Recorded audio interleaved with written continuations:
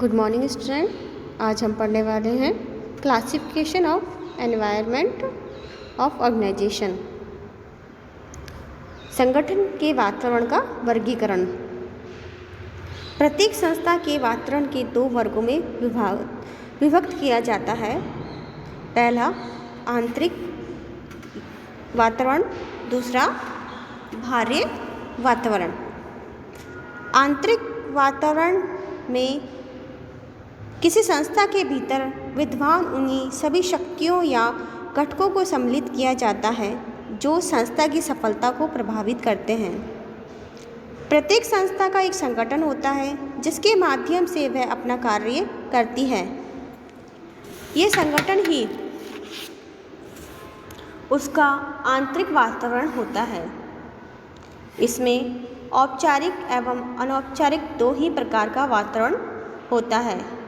आंतरिक वातावरण का निर्माण के हम कुछ घटक के बारे में बताना चाहेंगे।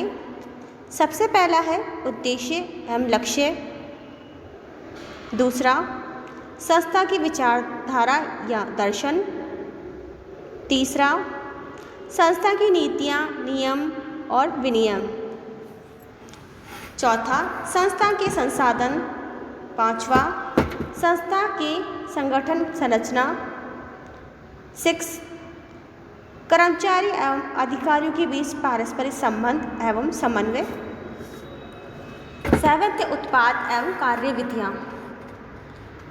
संगठन के अंदर जो हम बताना चाह रहे हैं कि आंतरिक जो वातावरण हम बता रही हूँ मैं, उसके अंदर ये सारी चीज़ें उसे प्रभावित करती हैं। संस्था का उद्देश्य एवं लक्ष्य, संस्था के आंतरिक गठन में आते हैं कि संस्था का उद्देश्य क्या होना चाहिए, उसका लक्ष्य क्या होना चाहिए, उस चीज़ को सब आंतरिक इंटरनल एनवायरनमेंट के अंदर लेते हैं। संस्था की विचारधारा, वहाँ का थॉट क्या है, उसकी वहाँ की विचारधारा क्या, वहाँ के लोग क्या सोचते हैं, ये सब इंटरनल के ऑर्गेनाइजेशन के अंदर आते हैं, इंटरनल एनवायरनमेंट आता है ये। संस्था की नीतियाँ एवं नियम, जो रूल्स और रेगुलेशन है, वो भी इंटरनल एनवायरनमेंट आता है, आंतरिक वातावरण के अंदर आता है। और संस्था के संसाधन, वहाँ में क्या क्या इंफ्रास्ट्रक्चर है, वो सब ही ये आंतरिक वातावरण में आता है। और संगठन की संस्था की संगठन संरचना, वहाँ का ऑर्गेनाइजेशन स्ट्रक्चर कैसा है, ये भी इंटरनल में आता है। कर्मचारियों और अधिकारियों के बीच के पारस्परिक संबंध एवं समन्वय, मतलब जो हमारे वर्कर हैं उनके बीच में हमारे रिलेशन कैसे हैं, उनमें कोऑर्डिनेशन कैसे बिछाया जाए, ये सब संगठन की आंतरिक वातावरण में आता है।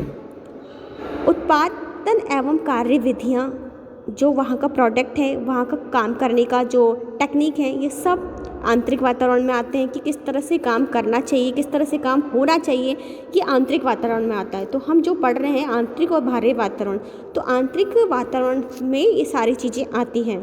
तो प्रत्येक संस्था दिन प्रतिदिन कार्यकलापों का संचालन इस आंतरिक वातावरण में करती है।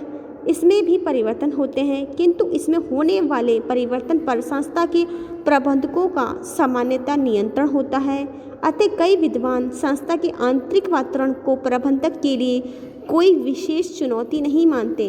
अतः वे इस आंतरिक वातावरण को व्यवसाय के वातावरण के अध्ययन में बहुत अधिक महत्व नहीं देते।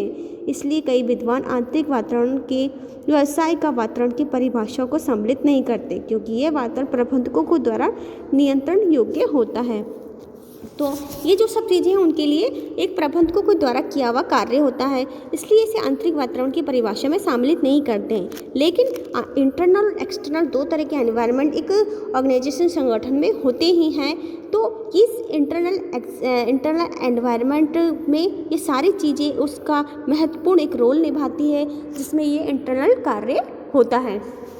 नेक्स्ट पॉइंट जो इसका दूसरा पॉइंट मैं लेना चाह रही हूँ, दो भागों में हमने बांटा हुआ है, एक इंटरनल बाह्य वातावरण और आंतरिक वातावरण। तो आंतरिक वातावरण के बारे में मैंने बता दिया।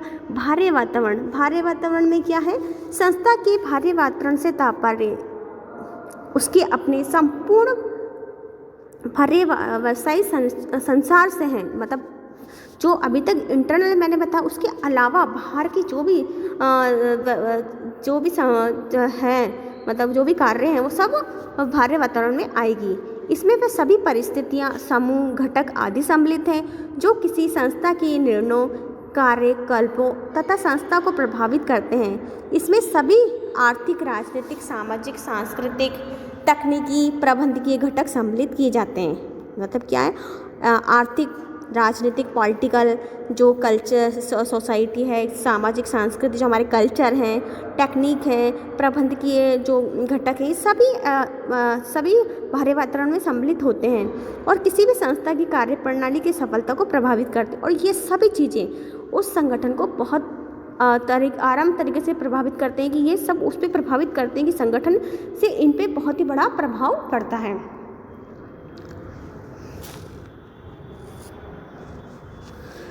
संस्था का बाहरी वातावरण ही उसका व्यावसायिक वातावरण होता है। तो संस्था का बाहरी वातावरण ही होता है ना, उसका वास्तविक वातावरण होता है जिसमें रहकर उसे अपना कार्य संचालन करना होता है। मतलब वो किस तरह से काम करेगा, वो उसके बाहरी वातावरण पर, एक्सटर्नल एनवायरनमेंट पर डिपेंड करेगा। इस वातावरण पर संस्था को अपना कोई नियंत्रण नहीं होता। इस पे संस्था को कोई नियंत्रण, बाहरी वातावरण कैसा रहेगा उसका कोई नियंत्रण नहीं होता कि पॉलिटिकल एनवायरनमेंट कैसा होगा, उसका इकोनॉमी एनवायरनमेंट कैसा होगा, उस देश का उसके तकनीकी जो एनवायरनमेंट कैसा होगा, इस पे उसको कोई उसका कंट्रोल नहीं होता। ये सदैव गतिशील ही बना रहता है। व्यवसाय और प्रबंधकों में स्वयं को उस वातावरण के अनुरूप अपने आप को ढालना पड़ता है। तो एक बिजनेसमैन को इस वातावरण के अनुकूल अपने आप को ढालना पड़ता है। तो और ये जो वातावरण है, जो आंतरिक वातावरण में, तो वो कंट्रोल उसके हाथ में होता है। बहुत बड़ा अंतर है दोनों में कि आंतरिक वातावरण में तो उसका कंट्रोल अपने हाथ में होता है, वो नियम बनाता है, कार्यविधि बनाता है, विचारधारा, उसके उद्देश्य, संगठन, सब कुछ आंतरिक वातावरण में उसका अपने कंट्रोल में होता है। लेकिन बाहरी वातावरण उसके कंट्रोल में नहीं होता है। तो और वो हमेशा गतिशील रहता है, ऐसा वाला वातावरण। तो दोनों एनवायरनमेंट में बहुत दिन रात का अंतर होता है। यहाँ बात हम देंगे, एक बहुत ही विशेष बात ध्यान में देंगे कि प्रत्येक संस्था को बाहरी वातावरण का भौगोलिक क्षेत्र उसके कार्य क्षेत्र पर निर्भर करता है। जैसे अंतर्राष्ट्रीय स्तर वाली संस्थाओं का बाहरी वातावरण अंतर्राष्ट्रीय आर्थिक, सामाजिक, राजनीतिक, सांस्कृतिक, तकनीकी आदि घटकों पर प्रभावित करता है। अगर कोई इंटरनेशनल लेवल की इंस्टीट्यूट है, इंटरनेशनल लेवल की कोई कंपनी है, तो उसका बाहरी वातावरण बहुत बुरी तरह से उसे प्रभावित करता है। वो बहुत अच्छा प्रभाव भी डाल सकता है और जैसे वहाँ का इंटरनल इकोनॉमी स्ट्रक्चर क्या है, वहाँ की पॉलिटिक्स क्या है, वहाँ की कल्चर क्या है, ये सभी उस घटकों को प्रभावित करती है। अतः प्रत्येक संस्था को वातावरण का भौगोलिक क्षेत्र संस्था का स्वयं के कार्य क्षेत्र पर निर्धारित करता है। तो इस वातावरण की विभिन्न घटक के बारे में आज हमने समझा कि एक संगठन को उसका आंतरिक और बाहरी वातावरण प्रभावित करता है। आंतरिक वातावरण का कंट्रोल उसके हाथ में होता है, लेकिन बाहरी वातावरण का कंट्रोल उसके हाथ में नहीं होता।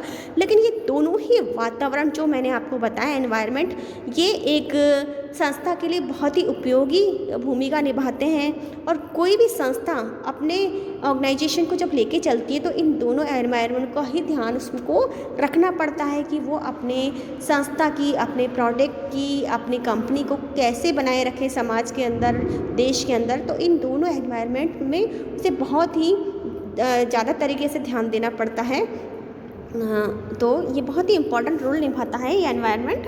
तो बच्चों, आज के लिए इतना ही। ये आप बुक के अंदर ज़रूर पढ़िएगा। धन्यवाद।